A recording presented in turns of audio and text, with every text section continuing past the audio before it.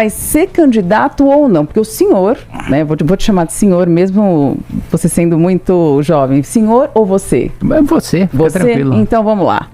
Você foi convidado como pré-candidato ao governo do estado, mas também está ali, vou à pré-reeleição. E aí? Qual que é a sua decisão? A gente quer saber em primeira mão aqui no Paulista TMC. Não, hoje eu sou pré-candidato ao governo do estado e a minha decisão sobre confirmar a pré-candidatura e transformar em candidatura vai ser no dia 20 de junho, que inclusive tem um evento marcado ali no Bunkiô, na Liberdade, às 15 horas, que vai ser o meu anúncio definitivo. Então a gente pode já te considerar pré-candidato ao governo do estado. Sim. E por que essa decisão e não a decisão à reeleição como deputado? Isso. Bom, primeiro só para reforçar para você, a decisão final vai ser no dia 20 de junho, mas enquanto não tem a decisão eu mantenho a minha pré-candidatura.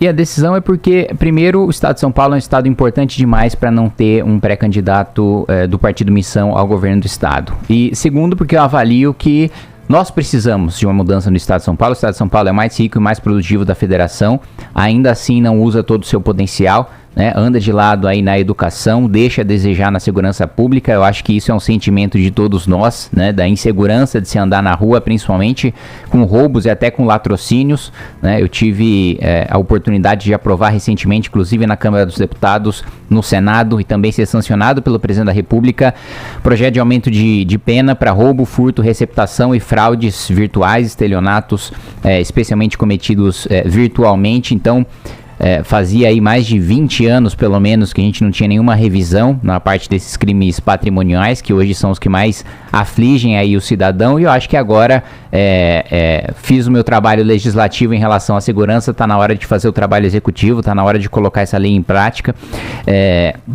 Acho que o estado tem deficiências estruturais, educação é um dos exemplos, o nosso IDEB aí anda de lado já há algum tempo. Na saúde nós tivemos algum avanço nas cirurgias eletivas, mas ainda assim falta bastante atenção na saúde primária. Eu acho que o governo do estado, apesar disso ser competência dos municípios, tem um papel fundamental em fiscalizar e incentivar os municípios. Então, pelo diagnóstico do estado e pela importância do estado, inclusive por ser importante também para a pré-candidatura à presidência da República do Renan Santos, que hoje eu mantenho minha pré-candidatura ao governo do estado. Mas como você startou, então, aí falando de segurança pública, quais são suas propostas para a segurança pública, que é o maior problema do estado hoje? Eu acho que, primeiro, o governador Tarcísio não cumpriu a promessa de valorizar as forças de segurança pública, tanto do ponto de vista salarial, né? A Polícia de São Paulo é uma das que tem os piores salários da federação, e é justamente o estado de São Paulo que paga o salário da maior parte das polícias militares dos outros estados, com os repasses que a gente faz da União, trabalho que é feito em São Paulo, mas imposto que vai para Brasília. Em relação a equipamentos também, né, a gente tem muita necessidade da polícia científica, da polícia militar, especialmente das rondas ostensivas Tobias de Aguiar, operações policiais também, que eu acredito que o Tarcísio acabou recuando por medo de apanhar da imprensa, por medo de apanhar de partidos de esquerda, de ONGs de direitos humanos, receio que eu não tenho nenhum, apanho há 7 anos e continuaria apanhando com prazer, ocupando o Palácio dos Bandeirantes.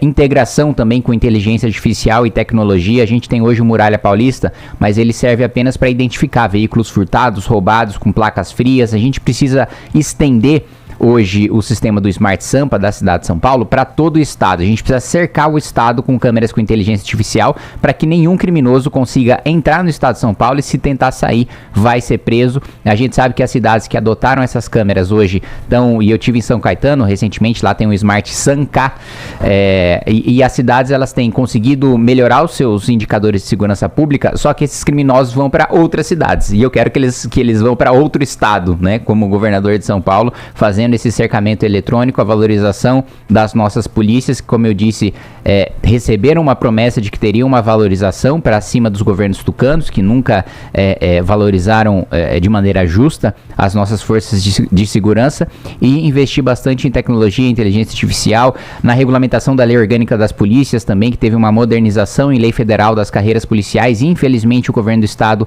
não está cumprindo a lei federal, em que a gente consegue somar, na realidade, dar mais dinamismo para as carreiras policiais, dar mais poder para que a nossa Polícia Civil, especialmente, possa investigar com competência e com liberdade. Eu, pessoalmente, no mundo ideal, defendo o ciclo completo de polícia, que é o policial de ponta a ponta poder tocar a investigação e mais poder, inclusive, para a Polícia Militar poder já coletar testemunho, poder já fazer, coletar imagem de câmeras, poder já escutar a vítima no momento da ocorrência, coisa que hoje só existe de maneira muito preliminar e para crimes mais leves, ali com o termo circunstanciado. Eu defendo que isso possa ser feito para os crimes mais simples, que não precisam de grandes investigações, daqueles principalmente ocorridos em prisões em flagrante, né? Então, em relação à segurança pública, eu acho que a gente tem muito para avançar. Infelizmente, hoje a gente não tem mais uma segurança. A gente anda com o celular na frente de um prédio, de um condomínio e tem um segurança, o segurança já diz pra você guardar porque é perigoso. A gente precisa abrir espaço fiscal porque quanto mais despesas obrigatórias a gente tem, menos verbas discricionárias a gente tem para fazer investimentos. Só para as pessoas entenderem,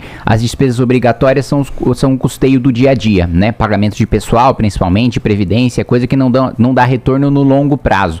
Investimento principalmente infraestrutura, aquilo que dá retorno no longo prazo, aumenta a produtividade, faz o PIB crescer, gera aumento de emprego. Então, quanto mais despesas obrigatórias a gente tiver, menos a gente tem investimento, menos a gente tem aumento de produtividade, menos a gente tem geração de emprego e de renda. Infelizmente, a dívida consolidada de São Paulo em relação à receita corrente líquida aumentou durante o governo Tarcísio, e o governo Tarcísio herdou, né? Tenho críticas à gestão de João Dória e de Rodrigo Garcia, mas se teve um mérito foi deixar aí mais de 20 bilhões em caixa para que o governador Tarcísio fizesse os investimentos que bem entendesse.